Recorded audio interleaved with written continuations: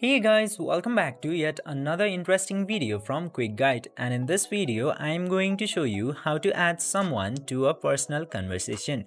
So without any further ado, let's dive right into this exciting video.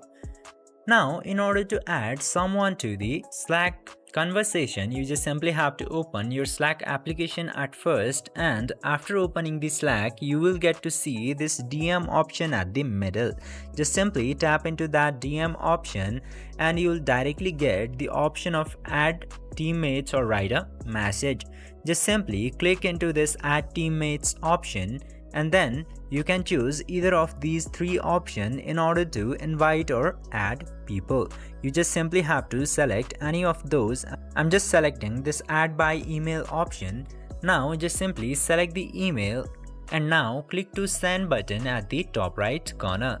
Now after doing this, invitation will successfully be sent, and this way you can easily add someone to a conversation in Slack. I hope this video was helpful for you. If yes, don't forget to like, share and subscribe to the channel to never miss another update.